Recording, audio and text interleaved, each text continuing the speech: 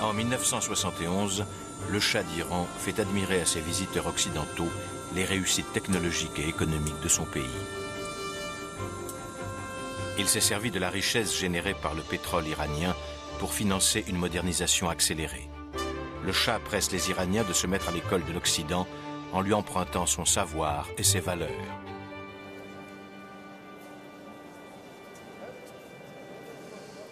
Huit ans plus tard, il est contraint à l'exil. En janvier 1979, il fait des adieux qu'il sait définitifs à ses plus proches collaborateurs, ceux-là même qui ont été les agents de la modernisation à marche forcée. Quelques jours plus tard, sur le même aéroport, des centaines de milliers d'Iraniens s'apprêtent à accueillir avec des transports de joie un vieil ayatollah de 77 ans, l'imam Khomeini, de retour d'exil. Avec lui est restaurée la lecture la plus traditionnelle de l'islam. La révolution fondamentaliste commence. Les événements d'Iran déclenchent une onde de choc qui déferle sur l'ensemble du monde musulman. Saïd Manesh est à l'aéroport ce matin-là. Nous avons su par la radio et la télévision que le Shah était parti. Nous étions très heureux. Les gens klaxonnaient, sortaient la tête des fenêtres de leur voiture et faisaient de grands signes de la main. Tout le monde était très content. Le Shah est parti, le Shah est parti. C'était comme si le blasphème et l'oppression avaient été définitivement éradiqués et que la vertu était de retour. Dieu était de retour.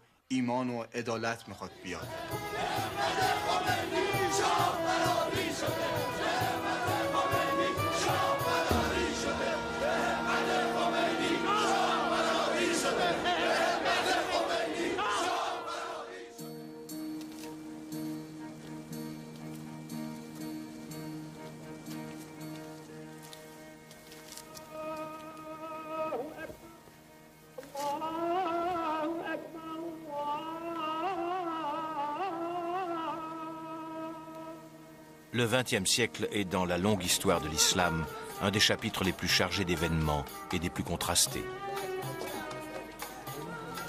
En 1900, malgré la domination de l'Europe chrétienne, l'islam s'étend du Maroc à l'Inde et à l'Indonésie. Les croyants se répartissent en deux catégories, une majorité sunnite et une minorité chiite, très présente en Iran. Mais au total, ce sont 300 millions de musulmans qui se tournent vers la Mecque 5 fois par jour pour la prière. L'Empire ottoman est la principale puissance musulmane au début du siècle. À sa tête, le sultan, chef politique autant que chef religieux, qui tolère une mosaïque de minorités religieuses. Pour les Turcs musulmans, l'islam règle tous les aspects de l'existence quotidienne. Serodor Peliganovlu évoque ses souvenirs d'écolier à Istanbul.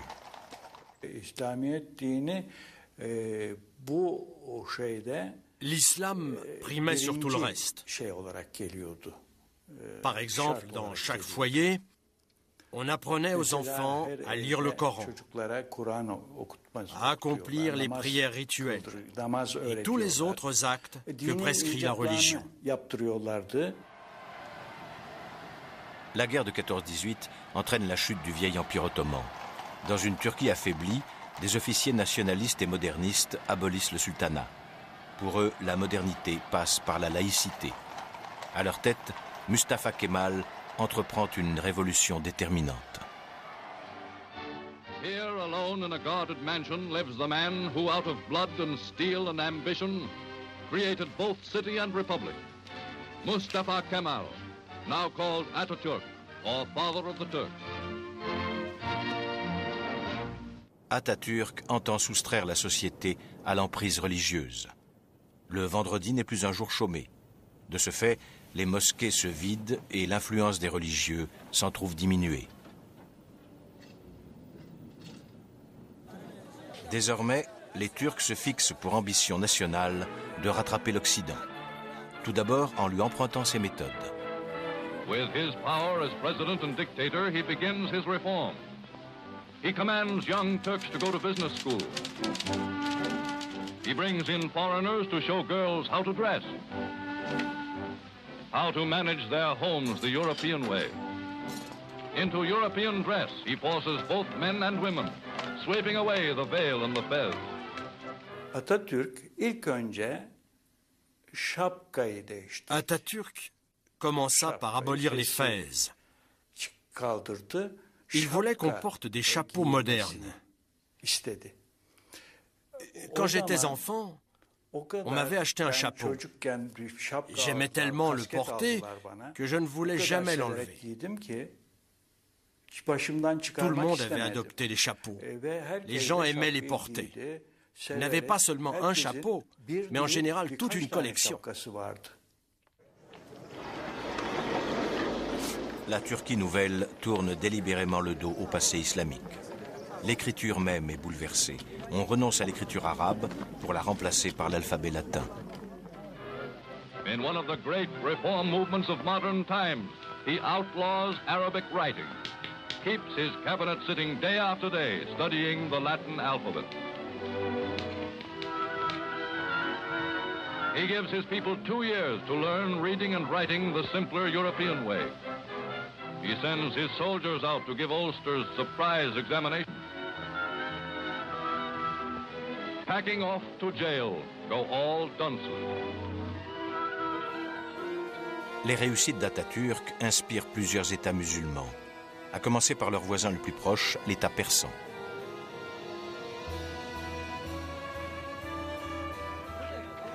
Au début des années 20, la Perse est plus attardée que la Turquie de 1918.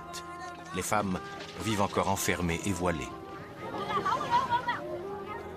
Comme en Turquie, des officiers modernistes engagent en 1925 la Perse dans une voie nouvelle. On change même le nom du pays, qui s'appellera désormais Iran.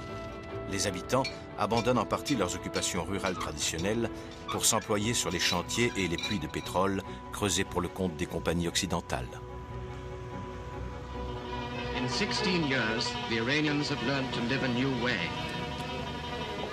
The feudal towns have changed to cities. Mules and camels have given way to cars and motor buses. Docks have been laid out on the Caspian Sea and the Persian Gulf.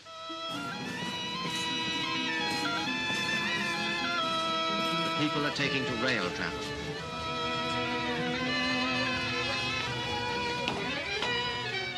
In Tehran, a great national university has been started. After 1,300 years, the women of Iran have been emancipated. They may go about unveiled, free to mix with other men and women, and to take part in the life of their country. À peine 10 ans plus tard, les femmes reçoivent l'ordre d'ôter leur voile. Moloud Hanlari se souvient avec émotion de cette libération.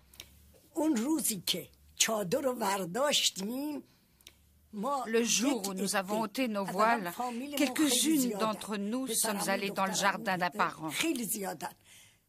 Nous formions une très grande famille, avec beaucoup de cousins, garçons et filles. Le jardin était toujours ouvert et tout le monde pouvait y entrer. Nous avons commencé à chanter et à danser car nous étions libres. Nous étions tirés d'affaire. Ce voile noir avait été ôté de nos têtes. Nous avons tous commencé à danser en battant la mesure sur les tables et en s'embrassant les uns les autres, tellement nous étions heureux. C'était la première fois que nous pouvions le faire en toute liberté.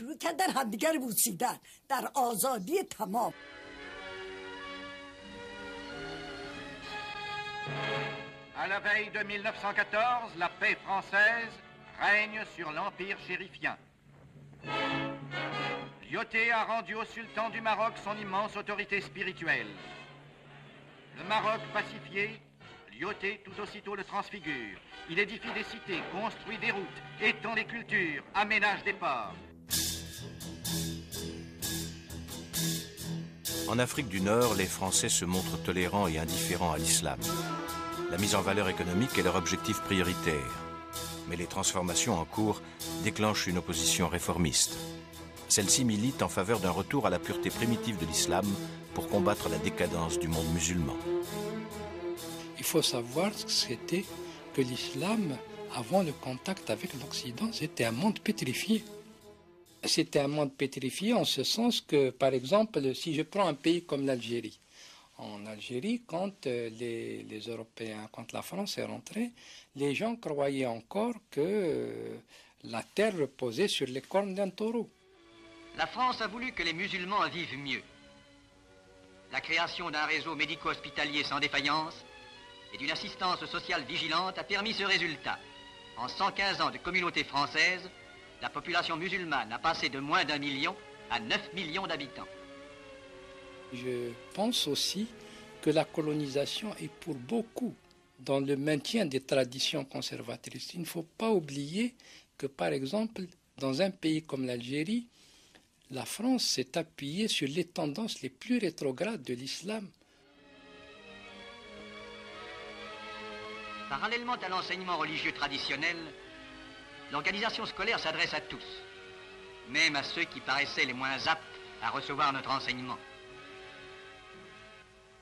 L'État français se faisait le successeur de l'État musulman et conservait le culte sous sa direction.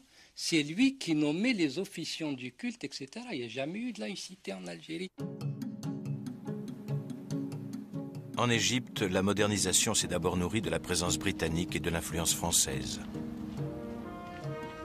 Mais c'est encore un coup d'État réalisé par de jeunes officiers qui lui donne un élan supplémentaire. Leur chef, le colonel Nasser, choisit une modernisation davantage inspirée de l'exemple socialiste contre ce qu'il dénonce comme la corruption occidentale. Ce discours rencontre cependant l'opposition des frères musulmans, adversaires résolus de la modernité sous toutes ses formes. Nasser brise leur résistance. Les chefs sont emprisonnés ou mis à mort et l'opposition islamiste est réduite au silence.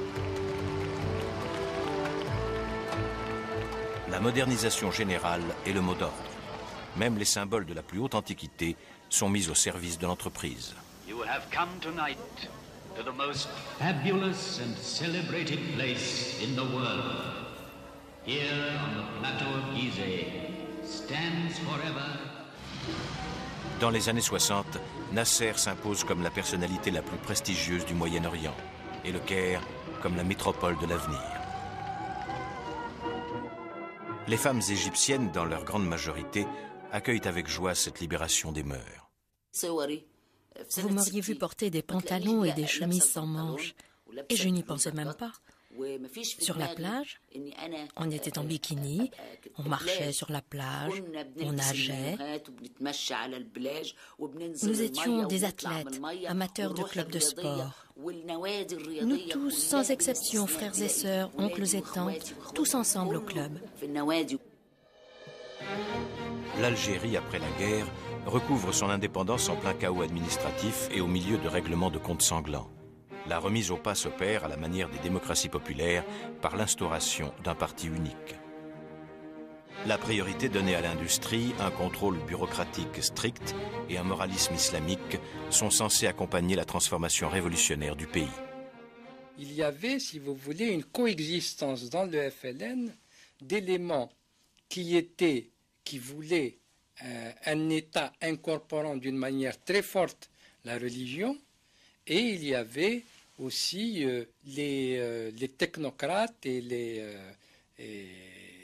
les militaires qui voulaient non pas moderniser l'islam comme il le disait, mais s'en servir pour essayer de stabiliser la formation sociale à leur profit. Les changements politiques, comme ici en juin 1965, le départ contraint et forcé de Ben Bella, accentuent la dictature collégiale du pays. La démocratie est une idée neuve en Algérie. Les élites ont plus bénéficié.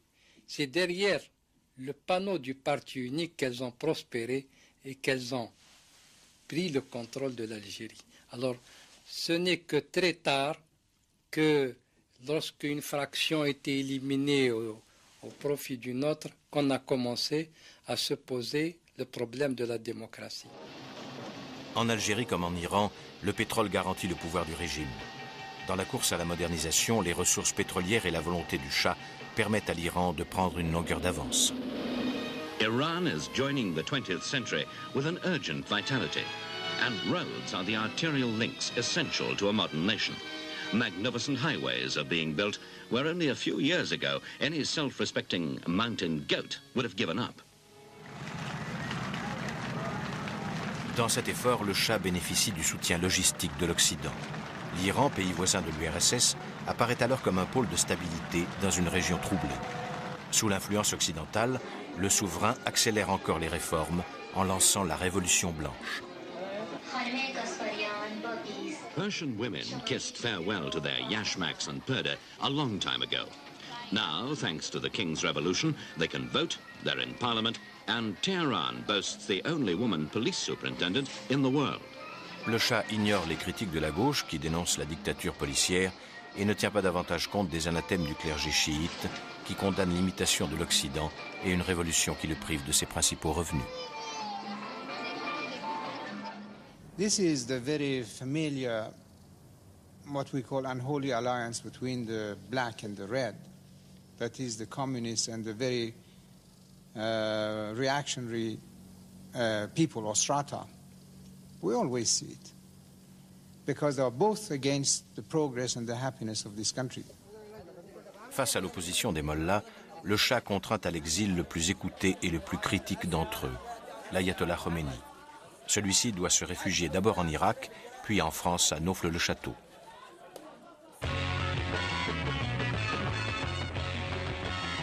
À Téhéran, dans les quartiers nord, la jeunesse dorée a vite assimilé les modes occidentales.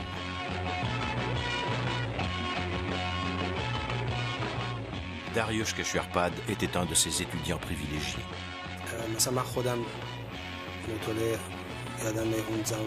Vous pouviez trouver n'importe quelle moto à Téhéran. Par exemple, j'avais une Honda 750. Il y avait un quartier de Téhéran à la mode, à Moner, où les gens habitaient dans des villas, toutes très au goût du jour. À cette époque, aux États-Unis, il y avait des Easy Riders, des Choppers, et ces gens-là achetaient les mêmes modèles. On voyait beaucoup de motos comme ça en Iran. Ces gens-là étaient très cool, comme vous dites. Mais pour beaucoup d'Iraniens, la modernisation est perçue comme un phénomène étranger et corrupteur.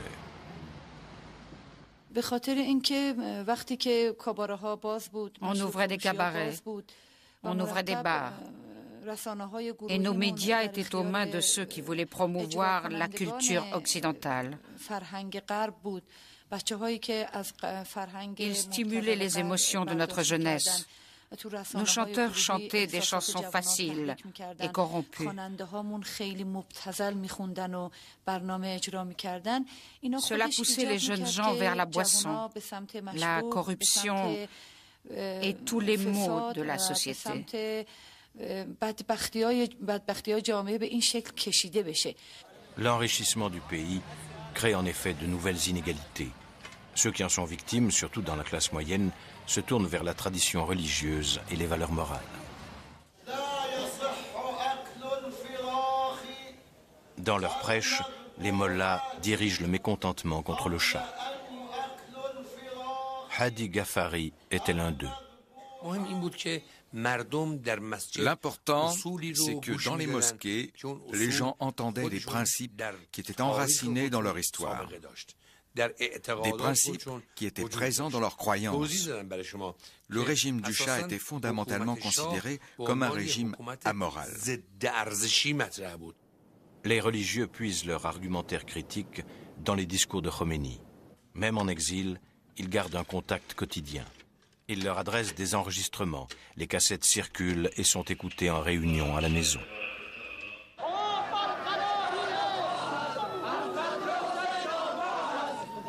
Ces imprécations finissent par avoir un impact politique.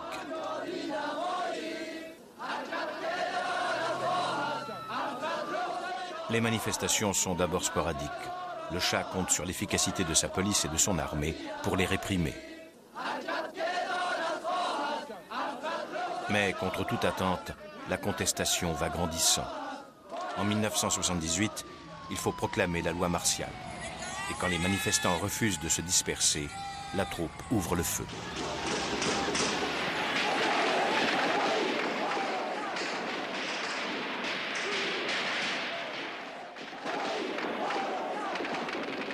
Le vendredi noir fait plus de 100 morts.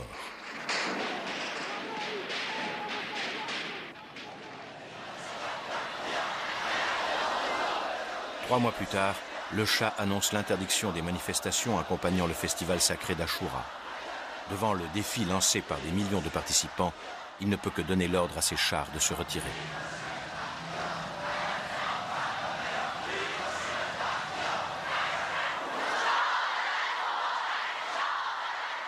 Ce jour-là, Mohamed Shah Hossein défilait avec d'autres manifestants. J'ai dit, pourquoi ne criez-vous pas ce qu'il y a dans vos cœurs? Pourquoi ne dites-vous pas ce qui est islamique, ce que Dieu veut? Vous devriez tous dire « mort au Shah ».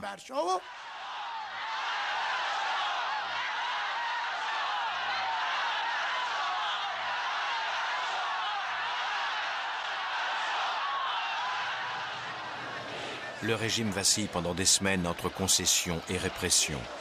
Constatant que la situation échappe complètement à son contrôle, le Shah se décide à quitter le pays. Le 1er février 1979, un avion français ramène dans son pays l'homme en qui les Iraniens voient leur nouveau guide. Khomeini est accueilli en tant qu'ayatollah, messager de Dieu. Après 14 ans d'exil, il reçoit l'accueil enthousiaste de 3 millions d'Iraniens massés sur le parcours pour l'accueillir. L'honneur de conduire sa voiture échoit à Mohsen Rafiq-Dost. Ces quelques heures sont le meilleur souvenir de ma vie. Je peux dire que sur le chemin, plusieurs fois, j'ai cru que j'allais me trouver mal. Je perdais même le contrôle du volant. Et je crois que l'imam l'a vu, parce que j'ai senti son regard sur mon visage. Il m'a dit à plusieurs reprises de me calmer. Avec ses mains, il me faisait signe. Calme-toi, calme-toi. Quant à l'écolier Saïd Manesh, il n'attend pas moins de 5 heures pour apercevoir un instant à peine Khomeini. Il y avait tant de monde que j'ai dû me faufiler entre les jambes des gens pour m'approcher du premier rang. Je suis arrivé tout à l'avant de la foule. Et quand la voiture de l'imam est passée à ma hauteur, je l'ai vu. Et j'étais très heureux. Et je lui ai fait signe. L'imam Khomeini m'a regardé et il m'a fait un signe de la main. Le programme de Khomeini est simple. Tout l'islam, rien que l'islam.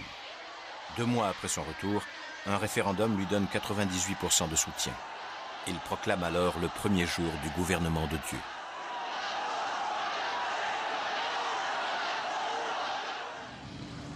Khomeini entame sa lutte contre la modernité. C'est une deuxième révolution après celle du Shah qui frappe l'Iran, et dans le sens inverse. Il s'agit d'appliquer les lois coraniques.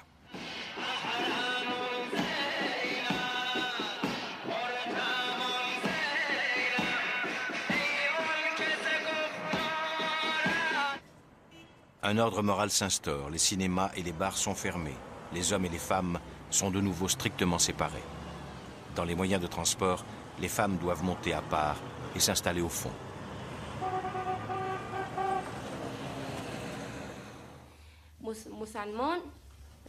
Leur rôle se borne à étudier le Coran et à élever leurs enfants. Elles se voient interdire toute activité sociale et publique. Cette révolution est incarnée par un seul homme, Khomeini, à la fois chef spirituel et chef politique.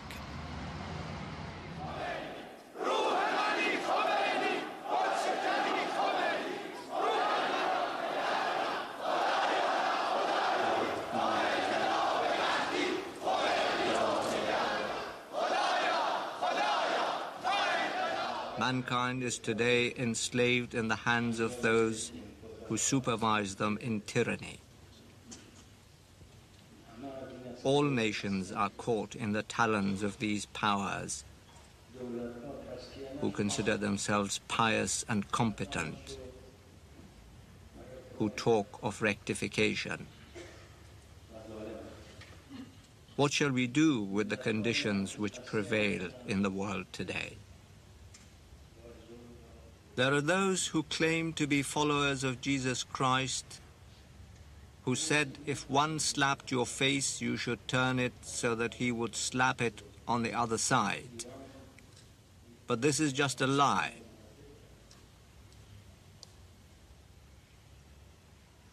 Jesus Christ would not make such an error. If he had been given the opportunity, he would do exactly what Moses did to the Pharaoh.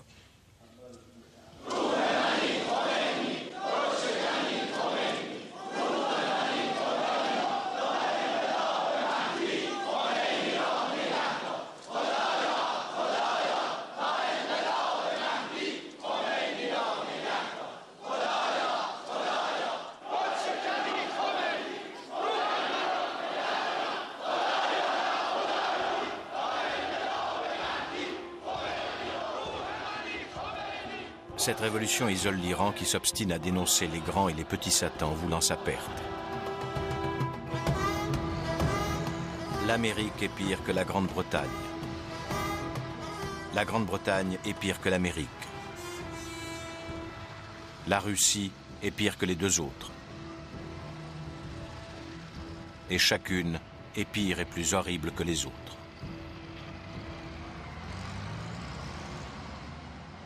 De tous les pays, ce sont les États-Unis qui sont les plus détestés à cause du soutien qu'ils ont apporté au Shah et parce qu'ils sont le symbole d'une modernité fascinante autant que repoussante. En novembre 1979, l'ambassade américaine à Téhéran est envahie par une foule manipulée et tout le personnel est pris en otage. Les imprécations franchissent un degré de plus.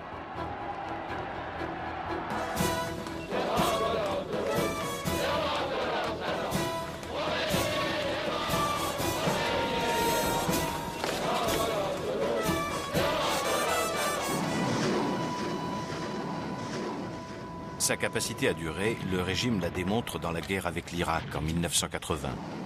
C'est un autre pays musulman qui s'en prend à l'Iran, avec la sympathie de l'Occident et des pays arabes modérés. Khomeini réplique à l'agression irakienne en déclarant le djihad, la guerre sainte.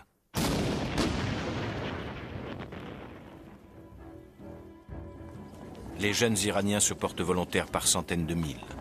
L'islam chiite valorise le martyr. Et mourir au nom de Dieu est un immense honneur. Les mères laissent même leurs plus jeunes fils partir au front. Saïd Manesh, qui avait assisté au retour de l'ayatollah, s'engage à 13 ans. Ils m'ont laissé aller au front et j'ai vraiment aimé ça. Je pleurais tellement j'adorais ça. C'était un tel cadeau que Dieu me faisait. C'était une bénédiction de Dieu. Cette guerre dure 9 ans. 1 million d'Iraniens y perdent la vie.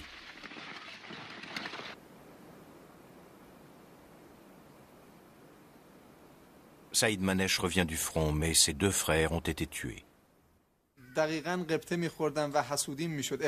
J'étais jaloux d'eux. Je pensais que Dieu les avait acceptés et pas moi. Qu'ils étaient si bons et si purs que Dieu les avait pris auprès de lui. Je me considérais comme un pécheur que Dieu n'avait pas accepté. J'étais désolé de ne pas être devenu un martyr.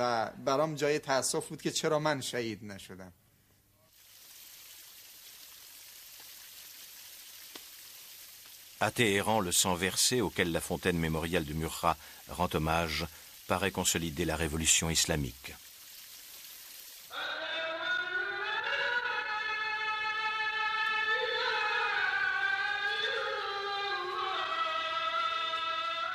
Depuis son indépendance, le Pakistan s'affirme comme une enclave musulmane au sein du sous-continent indien.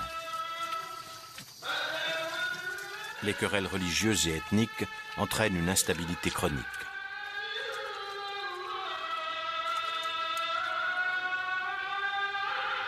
Après plusieurs coups d'État, le général Zia prend le pouvoir en juillet 1977. Il reporte les élections, instaure une loi martiale et revendique le soutien des fondamentalistes. When I took over on 5th of July, I promised three things. I said, first and foremost, I will bring back the Islamic values. I will venture for the Islamization of laws and bring in Islamic values. And third, I hold the elections. L'islamisation du régime vire à l'intégrisme. Tous les fonctionnaires doivent quitter les vêtements occidentaux pour adopter une tenue islamique.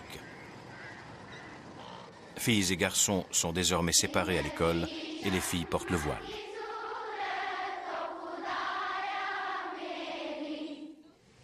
Shah Zialal fréquentait le lycée de filles à Islamabad. Le proviseur nous a dit, lors d'une réunion matinale, qu'il y avait des directives très sévères et que tout le monde devait porter un foulard. Au bout d'un certain temps, nous nous y sommes habitués, mais il fallait qu'on le porte en allant à l'école et en rentrant à la maison, parce que l'ambiance changeait tellement qu'on se sentait plus en sécurité en portant un foulard. Personne ne vous montrait du doigt, personne ne vous remarquait. On ne nous faisait pas de réflexion et on ne se faisait pas gronder par les professeurs à l'école. Et puis, on s'y est habitué.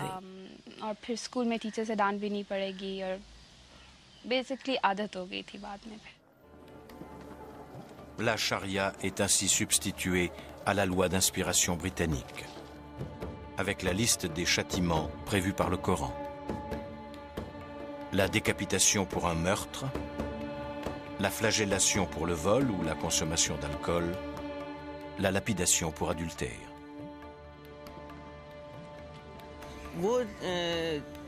Lorsqu'on a annoncé ces peines, on a commencé à écrire dans les journaux que le lendemain, les châtiments seraient exécutés en tel et tel endroit. Les gens venaient même d'autres villes juste pour passer la journée à regarder les condamnés.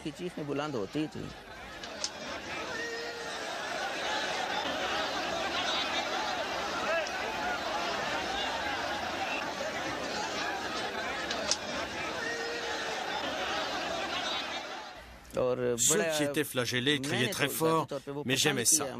Les coupables devaient être punis immédiatement devant tout le monde pour que les gens retiennent la leçon. En Algérie, la contestation s'exprime dans les mosquées dès le milieu des années 80. Une tendance islamiste essaie de s'imposer en mettant la société en coupe réglée. Ces changements s'opèrent sur fond de crise économique et de chômage généralisé. Jean-Paul Marie, journaliste français né à Alger, a suivi de près tous ces événements. Les premiers interdits ont été quasi immédiats. Par exemple, dans les facultés, il y avait des étudiants qui allaient voir les professeurs et qui leur disaient « on ne veut pas étudier Darwin parce que c'est contraire à notre religion, on ne veut pas étudier ceci, c'est contraire à notre religion ». Je me souviens d'une réunion de femmes en Algérie où elles étaient en train de faire le bilan de tout ce qu'on leur interdisait. Tout ce qu'on interdisait. Alors on disait, bon, marcher sans voile, la yajouz. La yajouz, ça veut dire interdit, tabou, donc dangereux. Danser, interdit, la yajouz. Fumer, la yajouz. Aller chez le coiffeur, se maquiller, la yajouz. Chanter, aimer la poésie, se montrer, la yajouz. Aller sur une plage en maillot de bain, la yajouz. Et toutes les activités d'une société normale, toutes ces activités qui confinaient au plaisir, devenait quelque chose qui était interdit. Et à partir du moment où cela a été interdit, ensuite c'est devenu passible de punition et très vite de la peine de mort.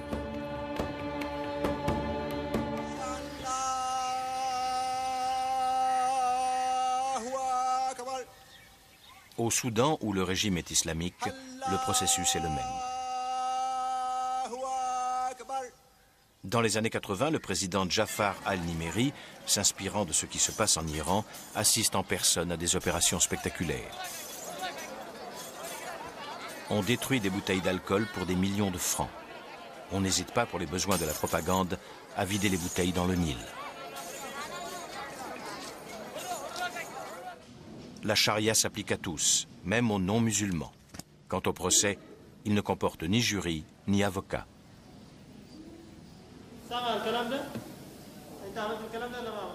John Robianaye, qui travaillait à Khartoum dans une entreprise de bâtiment, fut accusé d'avoir volé 4 morceaux de bois. Ils m'ont conduit au tribunal et puis... Et le procès n'a pas duré plus de 10 minutes. Alors ils m'ont jugé et Ils m'ont condamné à avoir la main droite tranchée. J'ai essayé de faire appel ou de contacter un avocat pour défendre mes droits. Mais ils m'ont dit c'est interdit parce qu'il s'agit d'une justice d'urgence. De même, en Algérie, avec les interdits, sont venues les punitions de plus en plus spectaculaires pour mieux frapper les esprits. Quand on a interdit la cigarette, on a coupé des nez. Parce qu'il ne fallait pas fumer, donc on coupait le nez. On a coupé leurs lèvres, on a découpé leurs lèvres parce qu'ils buvaient de l'alcool. Et dans les cas très graves, on coupait les oreilles, le nez et les lèvres. On se souvient d'un gamin qui était un petit peu handicapé d'ailleurs, un peu débile, et qui vendait ses cigarettes. Et puis lui, il a continué à vendre ses cigarettes. D'abord parce que c'était son seul moyen de vivre, et ensuite parce qu'il ne comprenait pas très bien ce qui s'est passé. Et un jour, on a trouvé ce gamin handicapé, abattu, et sa tête était posée sur le capot d'une voiture. Dans cette partie de l'Afrique et jusqu'au golfe Persique, l'Égypte apparaît comme une exception. Elle se veut à la fois l'émissaire d'une modernisation à l'occidentale et le garant d'un islam relativement tolérant. Cela ne met pas l'Égypte à l'abri des retombées sociales d'une croissance débridée. Le creusement des inégalités alimente l'islamisme.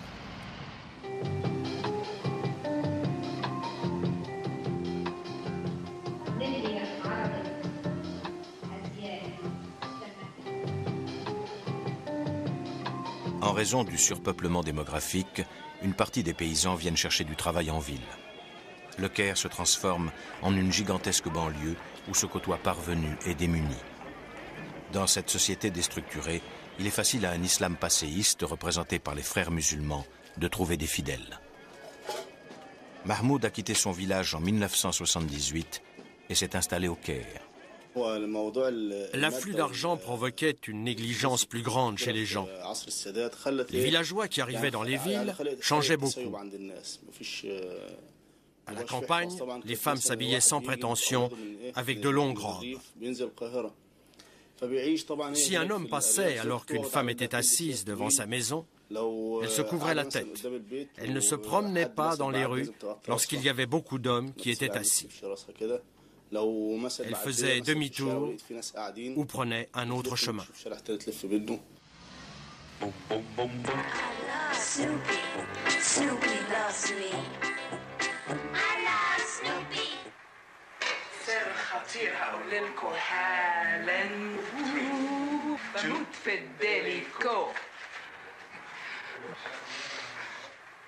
It's got to be really smooth. It's really smooth. Les outrances de la publicité, l'appel à la consommation et ce qu'on y met comme sous-entendu scandalisent une partie de l'opinion. Ils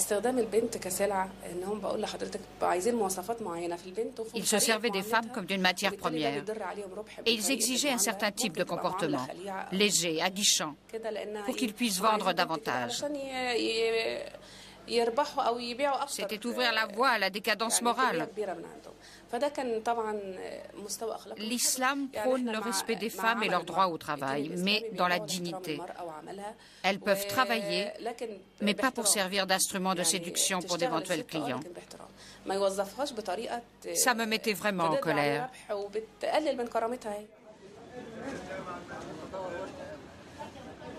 De la critique contre la société de consommation, on passe au prosélytisme religieux. Celui-ci rencontre un succès certain parce qu'il répond à certaines attentes. On installe des dispensaires gratuits, on distribue aux pauvres de quoi se nourrir.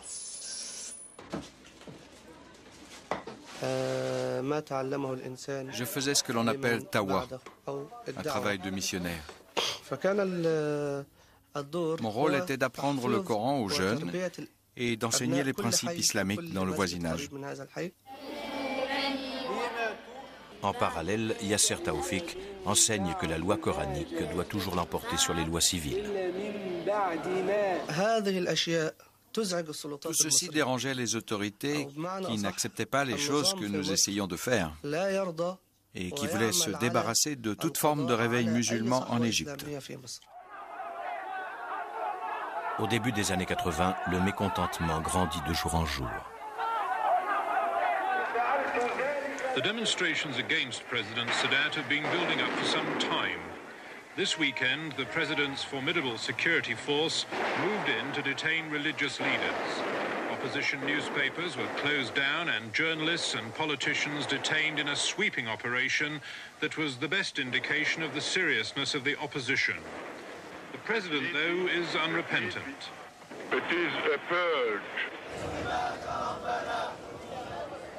Parmi les 1500 personnes arrêtées au Caire et considérées comme terroristes, on retrouve notre témoin, Yasser Taoufik.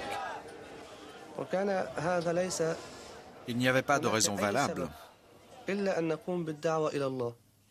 me haïssait simplement parce que je prêchais la parole de Dieu à l'école et à la petite mosquée où j'enseignais.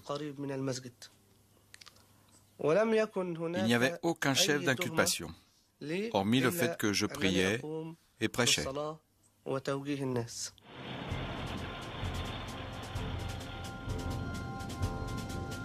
Un mois plus tard, le président Anwar el-Sadat est assassiné. Il est abattu à la fois parce qu'il est le premier à avoir signé la paix avec Israël et parce qu'il a combattu avec constance ceux qui veulent faire de l'islam une arme politique.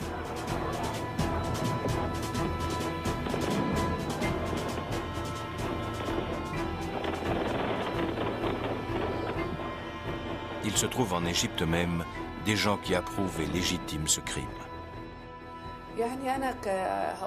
Je suis musulmane et nous respectons la mort. Je ne me suis pas réjouie de son meurtre, mais c'était nécessaire. L'homme qui a tué Sadat était un héros.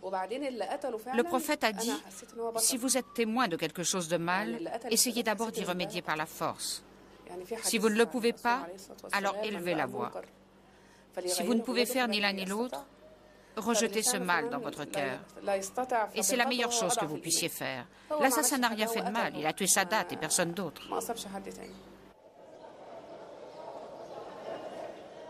Les militants islamistes ont beau être condamnés et emprisonnés, le terrorisme continue de frapper.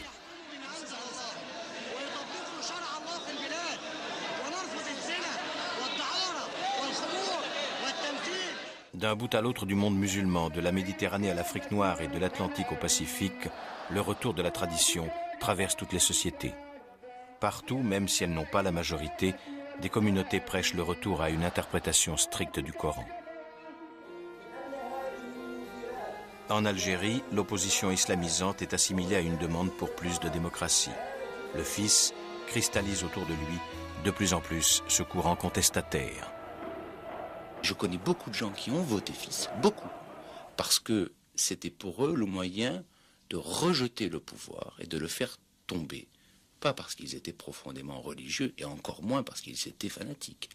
Donc le fils a représenté à un moment donné le parti du rejet. À la tête du fils, d'anciens membres du FLN comme Cheikh Madani. Le fils est un parti fidèle au peuple algérien.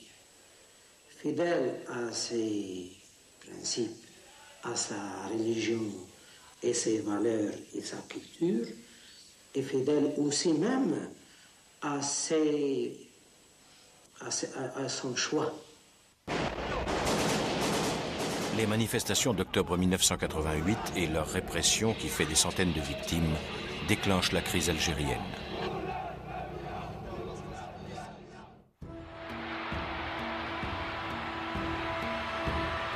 En 1989, l'Iran, l'épicentre de la révolution fondamentaliste, revient au premier plan. L'ayatollah Khomeini vient de mourir. Des centaines de milliers de personnes confluent vers le cimetière. À l'arrivée du cercueil, l'émotion atteint son paroxysme. Les proches exposent la dépouille aux yeux des fidèles.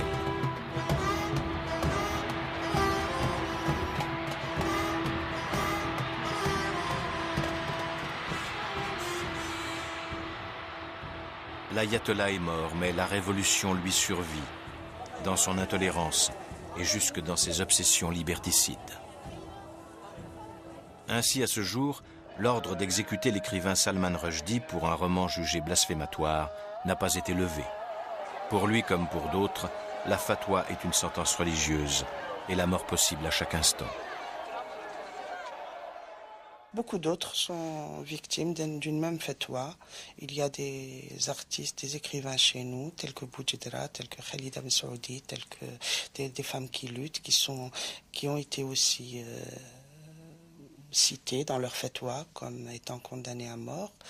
Et le fait d'avoir permis cela pour Salman Rushdie a ouvert une brèche. Hamida sait de quoi elle parle. Elle a dû quitter l'Algérie.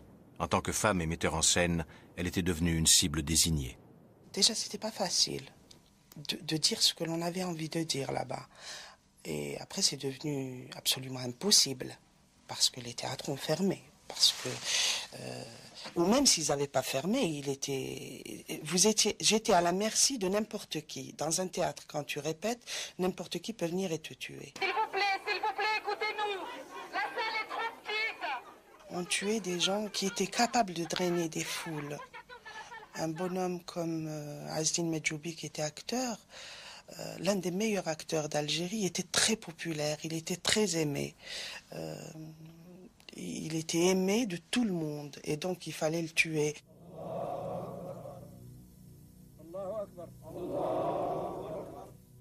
En 1991, l'annulation des élections législatives favorables au Front islamique du salut ouvre le cycle de la violence généralisée.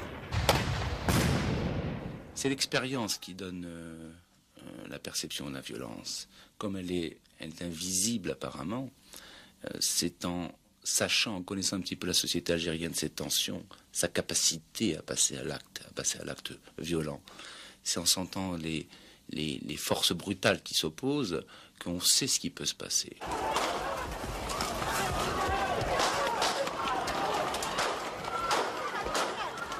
Il y a toujours une capacité, une propension à aller vers le pire.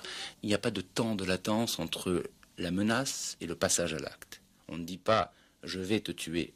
On attend et on tue, on dit « je vais te tuer » et on tue tout de suite.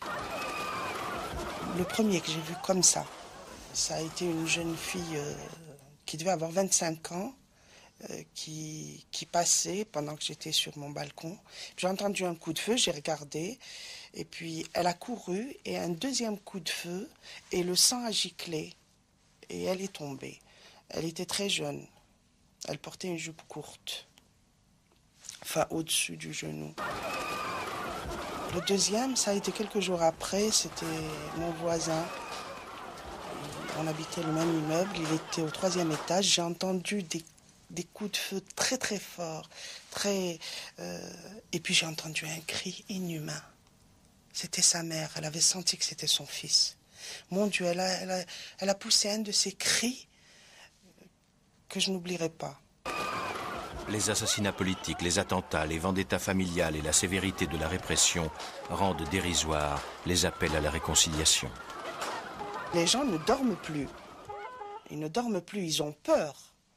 Et donc cette terreur c'est dramatique parce que cette terreur rentre lentement, petit à petit, et maintenant elle est rentrée dans les foyers et dans les têtes de tout le monde. Les gens ont peur.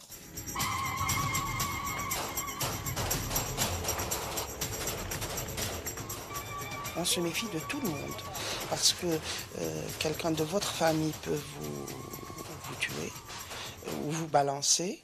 Quelqu'un de votre entourage, des voisins, peuvent le faire. C'est comme une sorte de secte. Moi, j'ai l'impression que les gens sont rentrés dans une secte et puis ils doivent obéir à des ordres. Et ils donnent, même si c'est leur propre mère, ils vendent des membres de leur propre famille. Ils indiquent aux tueurs où sont les gens.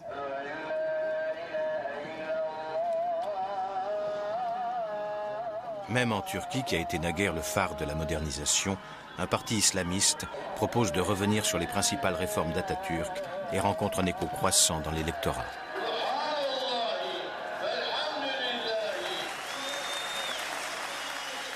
Un de ses dirigeants promet même de ramener la Turquie au centre du monde islamique.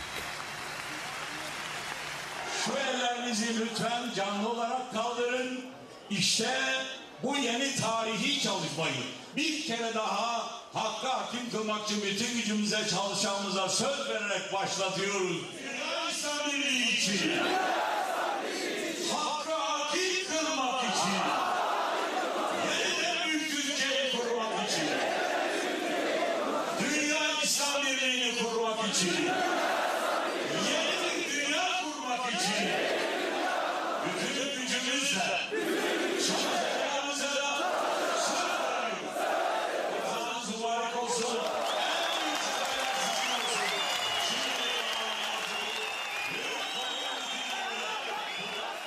ça marche parce que la crise sociale et politique est très très profonde dans ces pays parce que le pouvoir lui-même est un pouvoir de type religieux qu'on ne peut même pas contester.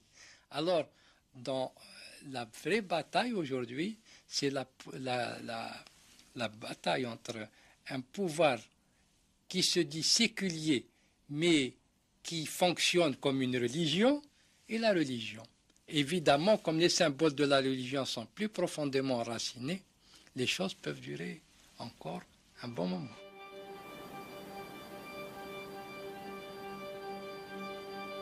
Le mausolée de Khomeini à l'extérieur de Téhéran est devenu un lieu de pèlerinage. Il brille nuit et jour. Cette fidélité souligne les contraintes que l'islam devra surmonter au siècle prochain. D'un côté, l'attachement légitime à des croyances, de l'autre, l'apprentissage de la tolérance laïque et l'acceptation de la démocratie.